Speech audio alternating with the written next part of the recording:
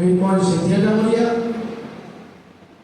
আমাৰ কৃষি বিজ্ঞান কেন্দ্ৰৰ বিশেষজ্ঞ, লগতে আমাৰ মাজত উপস্থিত লিড মেনেজাৰ ৰাজেশ পল ডাঙৰীয়া, আমাৰ মাজত উপস্থিত মহাবীৰ আগৰৱালজী, লগতে আমাৰ মাজত উপস্থিত বিকাশ শৰ্মা ডাঙৰীয়া তথা জিলা তথ্য আৰু জনসংযোগ বিষয়া, আমাৰ মাজত উপস্থিত শ্ৰদ্ধাৰ আপোনালোকক অকণমান আমি সাহস দিব পাৰোঁ। আজি আপোনালোকক আমি অকণমান প্ৰেৰণা দিব পাৰোঁ যে আমাৰ সাহস আৰু প্ৰেৰণা লৈ পেলাই আপোনালোকে আৰু উদ্যমেৰে যাতে আগবাঢ়িব পাৰে, তাৰ কাৰণেহে আচলতে এই আয়োজন আমি কৰিবৰ কাৰণে চেষ্টা কৰিলোঁ।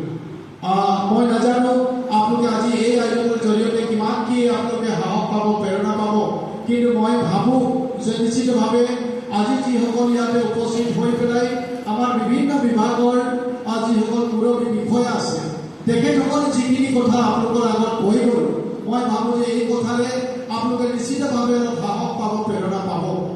মই বিশেষভাৱে ইয়াতে আমি যদি চাওঁ তেতিয়াহ'লে এগ্ৰিকালচাৰৰ কাৰণে আমাৰ 11জনকৈ তেওঁলোকে এই চিএম ত্ৰিপুৰ এৰ জৰিয়তে তেওঁলোকে আগবাঢ়ি যাব বিচাৰিছে।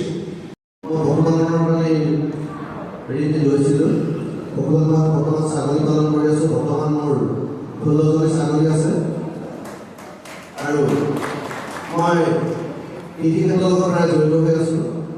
আমাৰ যি আৰ্টিফিচিয়েল ইনছেমিনেশ্যন ইয়াৰো মই ট্ৰেইনিং এটা কৰি থৈছোঁ। আমাৰ কৃষি প্ৰচলনৰ দ্বাৰা আমাৰ চলোৱা ছাগলী গৰুখিনি আমি কেনেকৈ উন্নত মানদণ্ডৰে কৰিব পাৰোঁ, আমি তাৰ বাবে আমি প্ৰশিক্ষণ কৰি বৰ্তমান ফিল্ডত আমি কাম কৰি আছোঁ আৰু মই ব্ৰইলাৰ পালনো কৰি আছোঁ।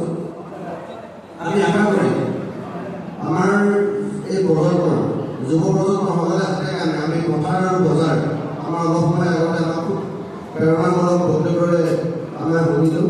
আমি পথাৰ আৰু বজাৰ আমি সকলোতে এতিয়া আমি ৰাজনৈতিক বাতাবৰণলৈ চাবলৈ যাওঁ। আমাৰ এতিয়া যি পৰিস্থিতি অসমত বিৰাচনা কৰি আছে আমি সঁচাই লজ্জিত, কাৰণ আমি উন্নয়ন লাগিব। উন্নয়ন হ'বলৈ আমাৰ পথাৰ আৰু বজাৰ আমাৰ অতিকৈ প্ৰয়োজন হ'ব। গতিকে আমি সকলোৱে আত্মনিৰ্ভৰ হ'ব লাগিব আৰু সেইমতে অসম চৰকাৰৰ মাননীয় মুখ্যমন্ত্ৰী ডাঙৰীয়াই আত্মনিৰ্ভৰ হ'বৰ বাবে আমাৰ যুৱ প্ৰজন্মক আগবঢ়াই দিছে আৰু আমিও সেই কথা হৃদয়গত কৰি আমি আগবাঢ়ি যাব লাগিব।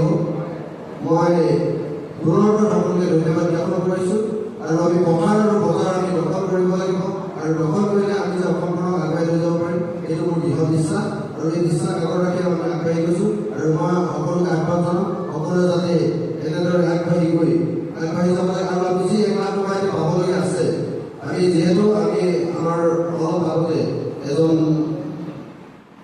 এজনে আমাক বক্তব্য আগবঢ়ালে বহুত কম হৈছে। আমি বৰ্তমান যি মূল্য বৃদ্ধি যি আমাৰ যুগ চলি আছে, আমি যথেষ্ট আমাৰ টকা পইচা প্ৰয়োজন হয়। আমি এটা ব্যৱসায় কৰিব হ'লে আমাৰ 1 লাখৰতো যথেষ্ট কম